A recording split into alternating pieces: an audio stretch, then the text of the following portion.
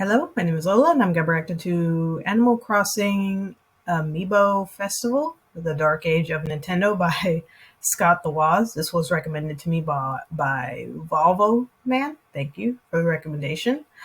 Uh, yeah, Animal Crossing.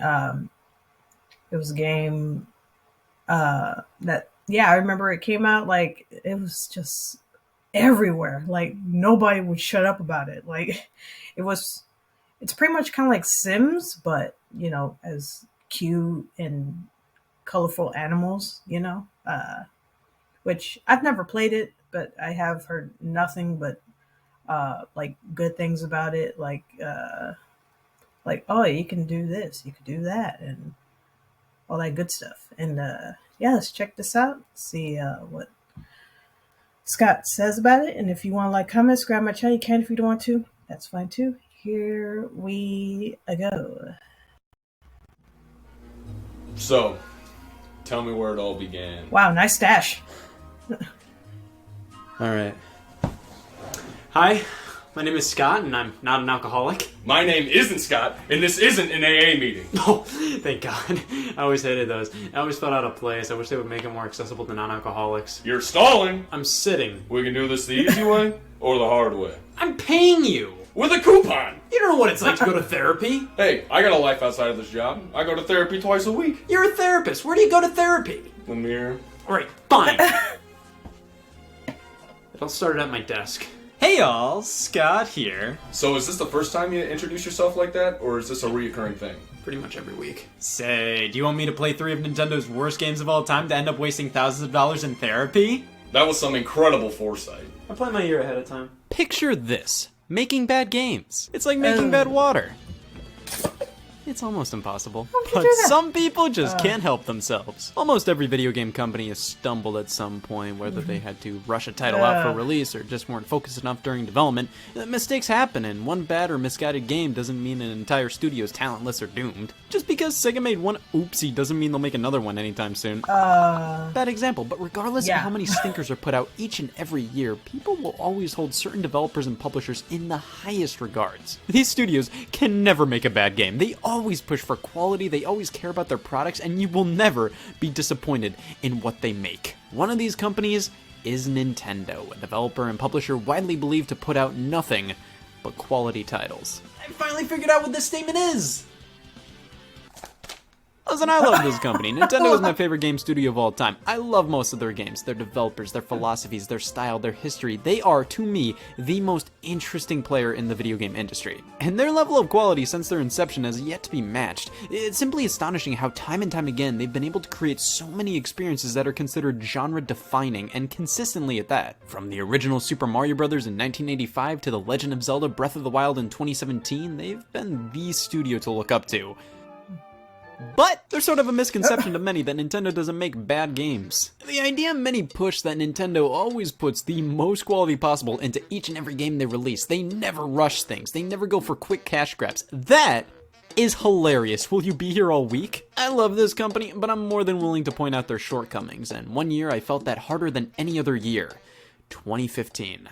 This was during the Wii U and Nintendo 3DS era, the anti-renaissance. Definitely not their strongest in terms of sales and revenue, and Nintendo's handheld business has always been their most successful, and while the 3DS was doing well, it wasn't nearly as big of a breakout hit as the Nintendo DS or Game Boy line of systems. And then there was the Wii U, also known as what? Yeah, that wasn't doing all too hot, so Nintendo decided, F it, let's give up. Up until this point, investors were dogging on the company quite a bit to put their titles on smartphones. Their idea was, Angry Birds is doing it, why not Starfy? But Nintendo was always stern about keeping their games on their devices, especially considering mobile gaming was a threat to dedicated handhelds like the 3DS. However, in March of 2015, the company officially announced that sinning was on the schedule. It just made sense to develop mobile games. At this time, the 3DS was mostly appealing to just core fans, and the Wii U appealed to just me. Nintendo's brand wasn't as widely recognizable as it could be in this era, so they decided, let's make a shitty Mario Kart game for smartphones in 2019. But did the switch to mobile games mean Nintendo was going to put an end to console development? God no! Because they announced development of a future console at the same time, the Nintendo NX. So that meant in 2015, not only were Wii U and 3DS titles being developed, but mobile and NX games as well. Nintendo was obviously being stretched a bit thin here. The Nintendo NX wasn't going to be released until March of 2017, but they were feverishly working on it in the background to ensure this doesn't happen again. But they still had to put out Wii U and 3DS games, and with some of their titles getting delayed a bit from a 2015 launch, they had to scramble. They had to whip up games that reused old assets, had little content to them, or were just ungodly simple so they could have products to sell that year. This went on from 2015 to 2016. Low-quality spin-offs that barely anybody wanted, or games that showed promise that ended up completely under-delivering. I'd say 2016 had less going on, just overall the amount of titles released wasn't that high and the quality wasn't much higher. But this problem started the year prior. It was weird because 2015 no doubt had some great games developed and or published by Nintendo. Splatoon, Super Mario Maker, Yoshi's Woolly World, Xenoblade Chronicles X, but we also had Devil's Third, Pokemon Super Mystery Dungeon, Mario Party 10, Mario vs. Donkey Kong Tipping Stars, Animal Crossing Happy Home Designer, Little Battlers Experience, Amiibo Tap, The Legend of Zelda Triforce Heroes, Codename Steam, all getting anywhere from mixed to negative reception from critics and fans alike. The Triforce Heroes and Happy Home Designer were okay in my opinion. Devil's Third had its moments, and I always put Mario Party 10 on the shelf like this. I never want to see those three words together ever again. These games, while not terrible, just didn't have the same level of quality as what I came to expect from Nintendo. They all felt a bit soulless in one way or another. Like, these weren't made because, oh, we want to do this. Instead, more like, oh, we need a Zelda game this year. However, there were 3 games released in 2015 I believe to be nearly irredeemable. Some of the biggest mistakes Nintendo's ever made. Games I consider to make up the dark age of Nintendo.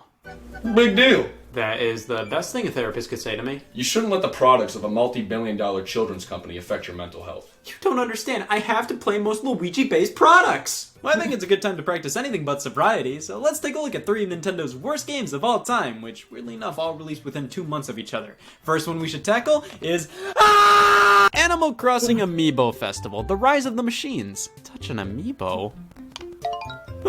So a little backstory. Animal Crossing. One of the most comfortable gaming experiences in the county. It's just life. You collect stuff to get money to pay off your loan to buy more stuff. It's depressing. This is what life is. Why do I like this? Truth be told, I am far from being one of the bigger Animal Crossing fans out there. It's not that I don't like the series, far from it. I just haven't played each entry to death like many others have. But the games I have played are so relaxing and cozy. They're just fun to boot up, run a few little errands, turn it off, and depress for the rest of the day. There was a bit of criticism directed towards the series for a while there, though.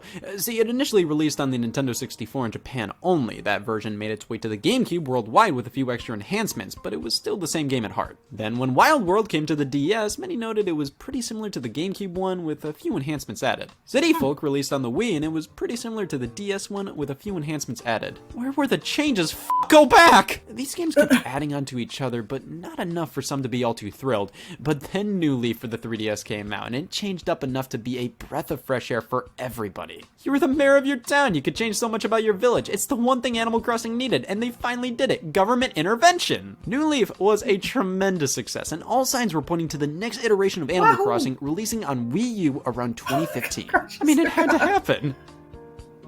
Right? I mean, in 2013, Nintendo released this app called Animal Crossing Plaza on the system. It was all these characters in HD, and you could create Miiverse posts about them for others around the world to read. Considering this free app was made so 3DS owners who played New Leaf could talk about the game only on Wii U, a platform that did not have an Animal Crossing game, was only available for a year until it was discontinued and can no longer be accessed. I smell pointless! It was by all accounts the Miiverse Plaza, that thing that appears when you boot up your Wii U, showing all these Miis and what people are saying about different games. It was that, but for Animal Crossing characters. Like, you could say, oh, fuck, I love this guy's pants! And then others could respond with, why am I on this app? I think the main takeaway from this thing was that Nintendo produced all these HD quality models of the Animal Crossing characters. I think it was pretty evident that this was a test when it came to developing an HD game in the series. However, nothing initially came of this. New Leaf kept selling, Animal Crossing Plaza kept not getting used, and all was right with the world. But then in 2014, Nintendo announced and released Amiibo figures with NFC chips in their base that allowed you to scan them into supported games via the Wii U gamepad and eventually the 3DS to play with the character or unlock extra goodies. It launched with Super Smash Bros. For Wii U and was a tremendous success, mainly mainly because they released amiibo of all characters. Smash Brothers as a crossover of every series under the sun, so everybody was interested in the line to some extent. This meant in the following year, Nintendo would lean heavily into Satan's plastic. More lines of amiibo like Super Mario, Splatoon, Yoshi's Woolly World were all put out and did very well, but the actual use of these things in games was always not essential. In Smash Brothers, you could scan a figure to fight it, raise it, and level it up as your own little Smash Brothers prodigy. That was pretty much the furthest they ever went with implementing it. Mario Party 10, you'd use them in Amiibo Party mode, where you scan an amiibo to roll the dice. Yoshi's Woolly World and Mario Maker, you could scan a bunch of different ones to get costumes, which was awesome, but not all amiibo were supported in every game. It was kind of up in the air which amiibo would be supported in which games. So I think we were all expecting a game to be released that took full advantage of amiibo, a game that couldn't exist without it. We should have known better. But in the back of everybody's mind, we were also thinking another thing. New Animal Crossing game for Wii U? With Animal Crossing amiibo support. It was so perfect, it just had to happen! Animal Crossing was a game so focused on collecting in hundreds of different characters, introducing figures, that just made a ton of sense. Well, Nintendo jumped on this fairly quickly. In April of 2015, we got Animal Crossing amiibo cards announced alongside a spin-off title for 3DS, Happy Home Designer. This was a sign. They were building up to a Wii U game. I could smell it, and Happy Home Designer would interact with it somehow. They weren't pulling a fast one on me. I eat virginity for breakfast. I get these things. E3 2015 came around. Guess what leaked beforehand? Boom! Animal Crossing amiibo figures. It was happening. Nintendo's E3 2015 digital event kicked off. Halfway through, a Happy Home Designer trailer played, then those glorious words "World Premiere" flew up on screen. It cuts to a Wii U gamepad. Holy shit. And an Animal Crossing figure gets scanned onto it. Holy shit! Animal Crossing's on Wii U. I called it. I called it!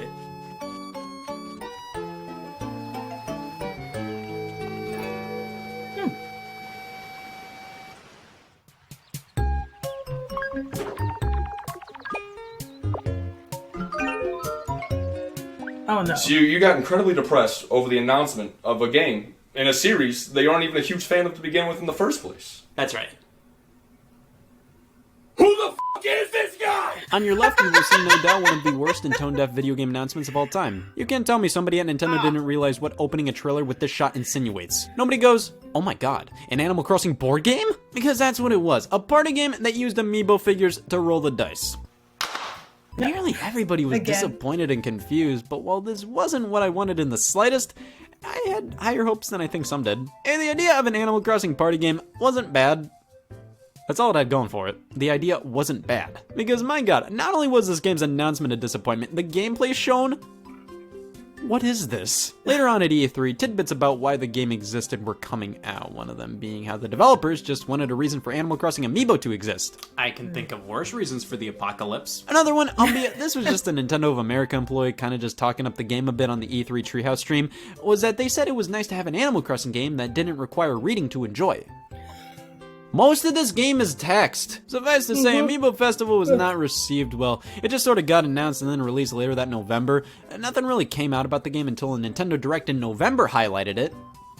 A day before it released, there was a rumor floating around about the game being a free download and you'd just need to buy an Animal Crossing figure to experience it. $60 that I spent! So this is Animal Crossing Amiibo Festival. It comes in this box with 2 Amiibo figures and 3 Amiibo cards in this nice little envelope. Now apparently Digby here was only available for a limited time. Future releases of the bundle wouldn't include him.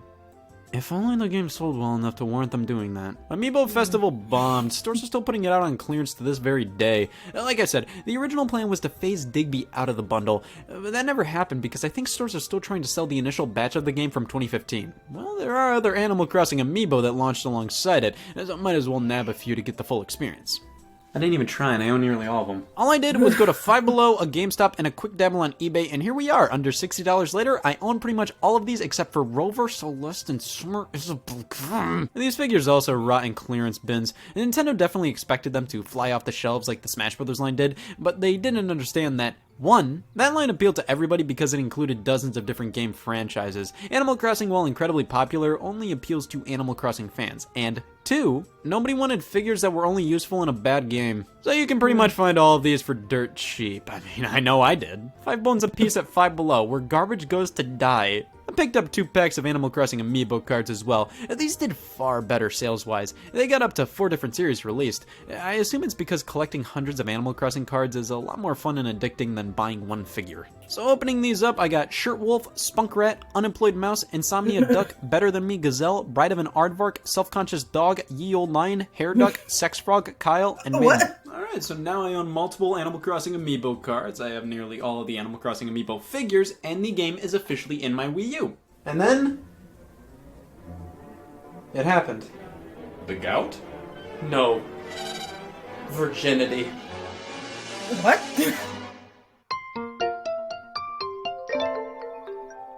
Alright, tap an amiibo on the Wii U gamepad. Let's go with Spunkrat. It's gonna be one of those games, isn't it? This is an amiibo, why can't I enter? Alright, fine, we'll try Clearance Otter. If you ever wanted an otter on clearance, buy a Lottie amiibo. Tapping a figure brings us to the plaza. Our main option here is the board game. Well, I couldn't possibly play Animal Crossing Amiibo Festival by myself. What do I look like, a fucking loser? I at least need to play Animal Crossing Amiibo Festival with one other person. Oh! No! No! I'm not playing! No! No! I'm telling the story in past tense. I am forwarding this message to everybody in my contacts list. If you stop by tonight, we can play... Gex. Did not take you as a Gex fan. I'm not. I knew you were lying, and I'll do anything not Gex related. Even Amiibo Festival? Yeah. Is it Gex Night? I've been waiting for this for years. Yeah. Oh, I love Gex! So we enter the world of Gex by tapping our amiibo in and on with the board game. Now we have 12 boards to choose from all the months throughout the year. Honestly, it's a great idea in terms of transitioning the series into a board game. It's all about life and the time of year translating over to the game. You can still find positives in hell. We get the rules explained to us, and this is going to take an hour and a half to finish. Do we really have enough stamina to last that long? I haven't eaten since yesterday, 2 weeks ago. Yeah, and I know Gex, an hour and a half is really lowballing it. Okay, we'll buy some food. Sonic, what the? Alright, what do you guys want? I only have enough money for one thing we can all share. Doesn't matter to me. Yeah, I'm starving. I couldn't care less right now. Sonic sucks. Like, I'll take one corn dog. You went to Sonic? Not just that, I ate there. Should've came sooner. So when you have some players to play a real-life video game with, before you start a game, you need to make sure you and your team are nourished. This is going to take a whole lot of effort and time, and the last thing you want anybody to do during a game of Animal Crossing Amiibo Festival just sharing a is corn need dog. to do something else. When commitment is your middle name, it's time to play. Scan your amiibo when it's your turn and lift it to roll the dice. Move the spaces given. You want to gain happy points and bells. Land on spaces that either make you happy or give you money. Some spaces only do one or the other or both, but some spaces take away one or the other or both. Every space you land on, you get a little story play out that explains why you gained happy points and or bells or why you lost them. I have never meant anything more in my life than what I'm about to say. Cute, I guess. Sometimes events happen where characters show up, and if you land on a certain space, they may give you an item to use. These items are all sorts of basic cards that let you move whatever amount of spaces you want. They're f***ing fun! Joan appears every now and then and sells you turnips. You buy a bunch and then the market does the talking. Each space then has a different selling price for your turnip, so it's up to you to decide when it's time to sell your stock. Investment's a core part of the game. Again, great for people who can't read. And that's Amiibo Festival. When every player takes a turn moving, the next day starts and you repeat until the month is over. Your bells are converted to happy points at the end and are added to your overall total, and whoever has the most happy points wins. Now you can set a time limit so the game ends after a certain period rather than lasting an hour and a half, but that's not the Amiibo Festival way, damn it. Rev up your endurance glance because we're in this for the long haul. He's a gecko with sunglasses! So yes, we constantly have to scan our amiibo to roll the dice each and every time. Is it strategic? Is the dice roll slow to compensate for the fact it has to read a chip in the figurine? Is scanning an amiibo to roll dice fun? Don't quote me on this. But no, if you want to play with up to 4 players, but you only have 1 to 3 amiibo, the remaining players can play as a human villager, and all they have to do is hit A. Come on, that's no fair! Using an amiibo to do this is clunky and annoying, primarily because you constantly have to do it. Other games that support amiibo, it's a one and done. You scan it and then you set the figure down. Here, you constantly have to, and it is grating mainly because I know there's a beautiful little button that can roll the dice for me, and then some right there. It's even programmed into the game! But I have to keep scanning something I bought at Five Below. But here's what I really don't Like, after you scan, you then have to use the stick and A button to confirm which direction you want to go in when you reach different path options. One of my biggest pet peeves in games, specifically on the Wii U, is when they force you to use the controller in a way that makes you reposition your hands when it is completely unnecessary. Paper Mario Color Splash on the Wii U did this. Its default control scheme had you pick cards to play with the touchscreen, then force you to quickly shift your hands back to the buttons to time your actions properly. I ended up switching to the all-button control scheme because sure, there are more steps required with this than with the advanced touch controls option, but here, I don't need to reposition my hands constantly. In Amiibo Festival, I have to scan the figure, use the buttons, sometimes I'm forced to use the touchscreen for no damn reason. If the developers just had to absolutely force you to scan the Amiibo to roll the dice, why not have the rest of the controls on the touchscreen? And that way you can leave the gamepad on a table without it being sort of kind of awkward to use when picking a direction. Like, why not be able to select the direction to go in on the touchscreen? Oh, that's right, you can't because the emotion buttons are on the touchscreen.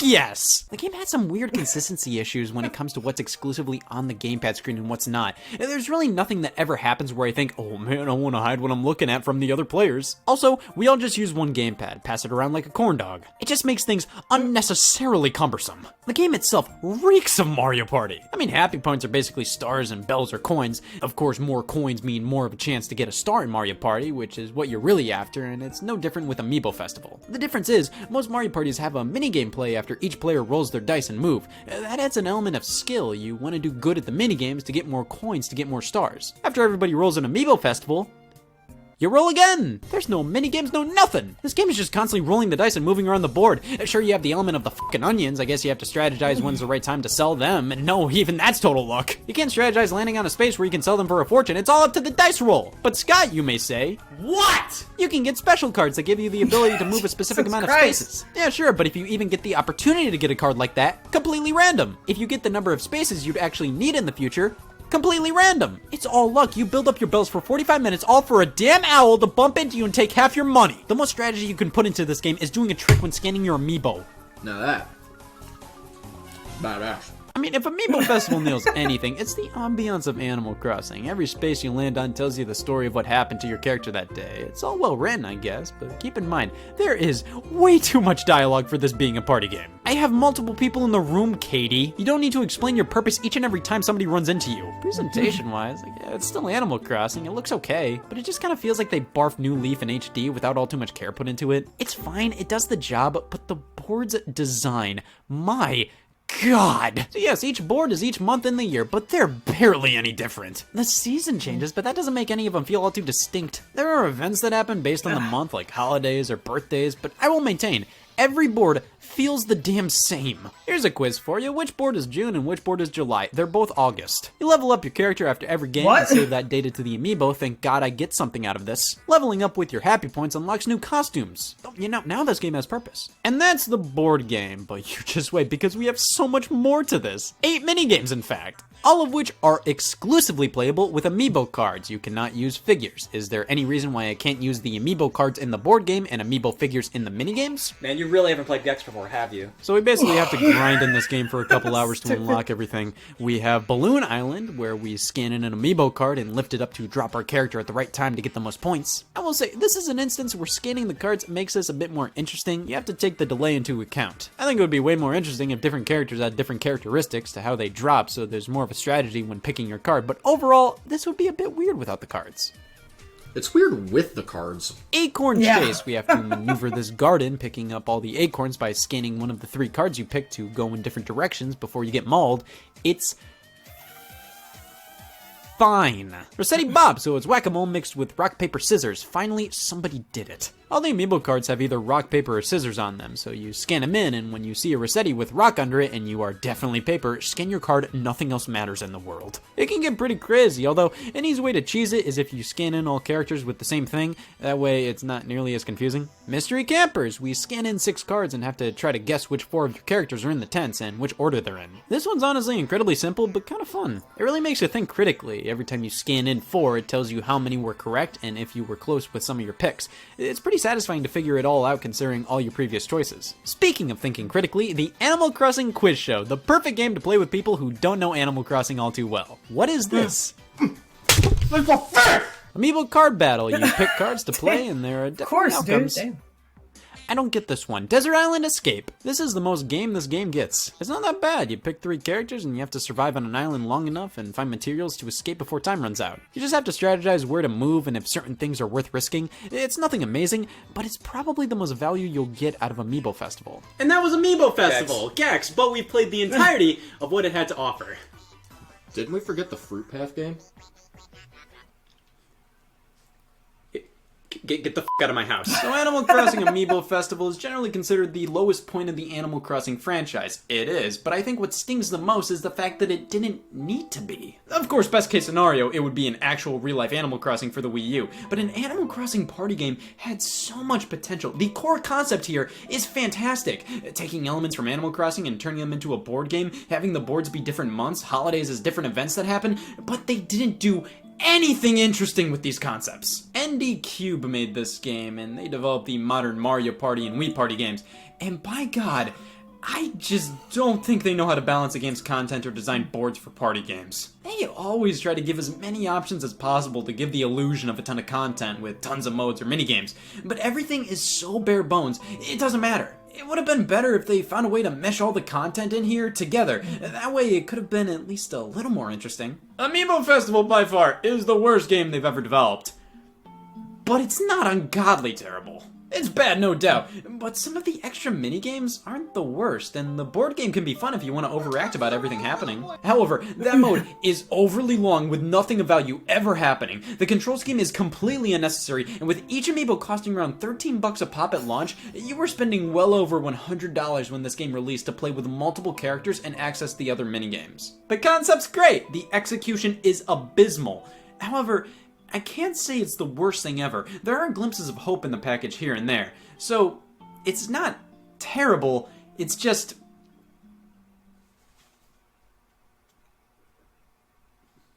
awful. Well, I think overall you're experiencing post-game syndrome. It should wear off between the next day or two. I'm surprised it only took you one game to get this shaken. Well, actually, I'm here because it was more so a barrage of bad Nintendo games I played. First, it was Animal Crossing Amiibo Festival. Next, it was Mario Tennis Ultra Smash. Okay, bye.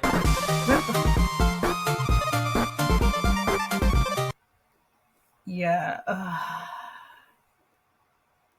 It's very obvious why they did that, you know, with the whole like, oh, you need a figurine and you need a card to play the game. Yeah, money. If it couldn't be any more obvious. Yeah, I mean, like, because I think with, you know, with Mario Party and other games like that have tried to copy Mario Party, they don't say like, oh, in order to play this game, oh, you gotta buy this and that to keep playing. Like, and yeah, that kind of seems like it needs like some getting used to, you know.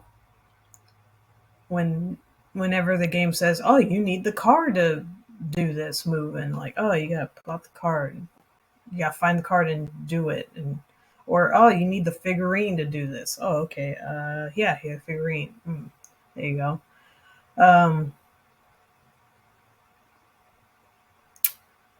Yeah, but again, it's a game meant for kids, but also, like, you know, adults play this game too. But yeah, I don't think I would want to play a game where like, oh, I need this and that to play it or continue playing. Like, I think it would have just been better if it was just the controller. Like, oh, just, you know, like whenever it's your turn, you know, you take the controller, do what you gotta do, and you know, when it's the next person's turn, you know, give them the controller. Like, oh, here you go. But you know, if you like the game, it's okay. It's just not my cup of tea, man. Like, anyway, yeah, that's it. That's my reaction to Animal Crossing Amiibo Festival: The Dark Age of Nintendo by Scott the Woz. And yeah, everyone, take care of yourselves and each other, and I'll see you in the next one. Bye.